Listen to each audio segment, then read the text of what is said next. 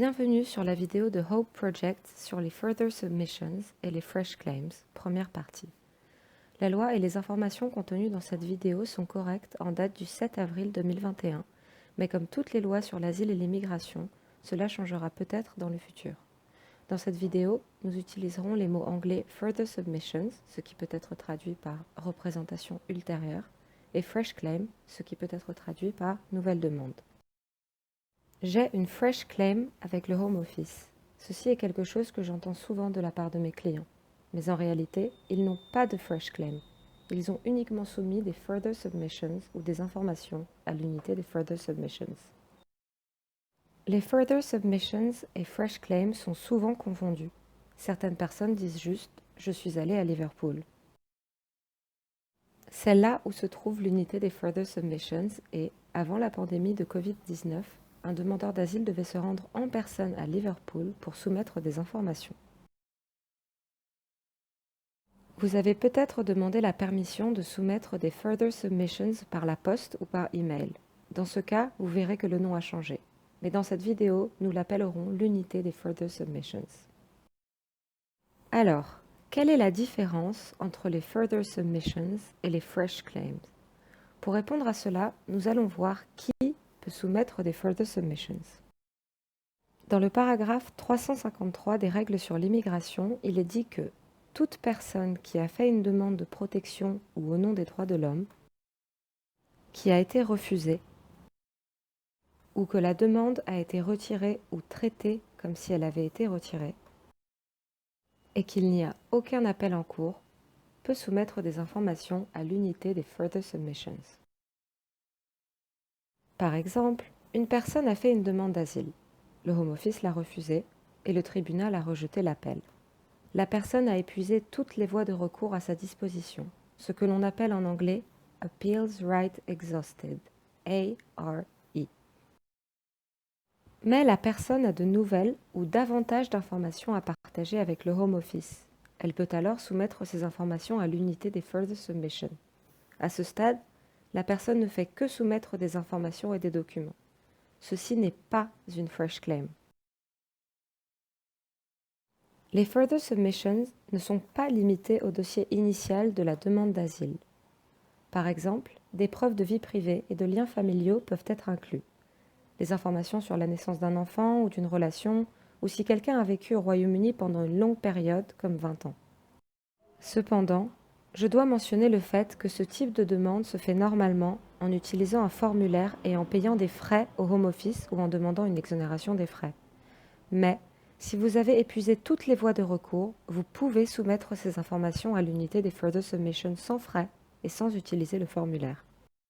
L'unité des Further Submissions s'occupe également des cas où les personnes ont retiré leur demande d'asile, ce qui signifie que vous ne voulez pas continuer avec cette demande d'asile, ou que ces demandes ont été traitées comme retirées, ce qui signifie que le Home Office a décidé de retirer votre demande. Il y a deux façons de retirer une demande. De façon explicite, c'est lorsque vous dites au Home Office que vous ne voulez pas continuer. Et de façon implicite, c'est lorsque le Home Office déduit, arrive à la conclusion que vous ne souhaitez pas continuer. Une demande peut être retirée de façon implicite lorsqu'une personne échoue ou omet de compléter un questionnaire concernant sa demande d'asile alors que cela lui avait été demandé, ne se rend pas à l'entretien de demande d'asile que l'on appelle Substantive Interview, c'est le grand entretien, et qui n'est pas capable de prouver dans des délais raisonnables que c'était dû à quelque chose indépendant de leur volonté, comme par exemple le fait que la personne ait une opération chirurgicale ou a eu un accident ce jour-là. Ou si la personne a quitté le Royaume-Uni avant qu'une décision ait été faite sur sa demande. Si vous soumettez des Further Submissions et que l'on vous demande de venir pour un entretien, un retrait implicite ne peut pas s'appliquer à cet entretien. Ceci est dû au fait qu'une demande d'asile ne peut pas être considérée comme retirée si une décision a déjà été faite. Souvenez-vous que dans le cas des Further Submissions, une décision sur la demande initiale a déjà été faite. Elle a été refusée ou retirée. Le retrait implicite s'applique aussi aux demandes d'asile faites après ou le 7 avril 2008. Pour les demandes faites avant le 7 avril 2008, elles avaient été refusées sur la base de non-conformité, ce qui signifie un manquement à une exigence ou à une action.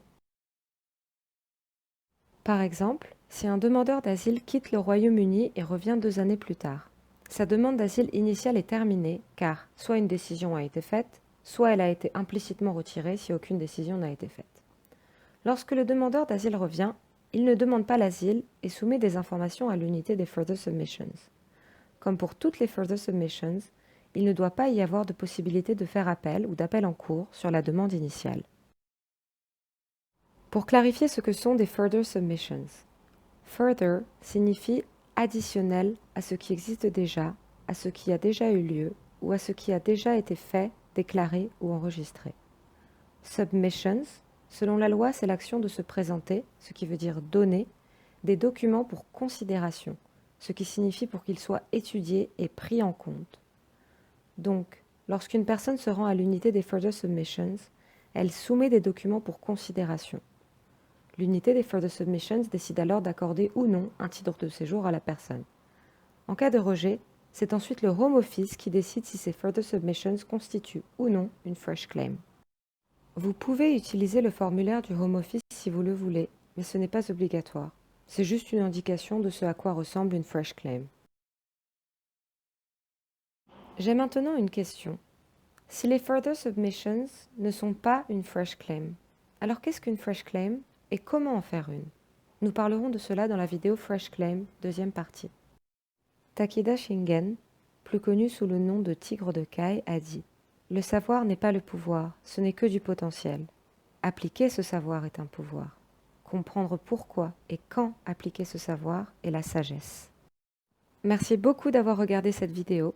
Si vous êtes intéressé par de futures vidéos, n'hésitez pas à visiter notre site internet.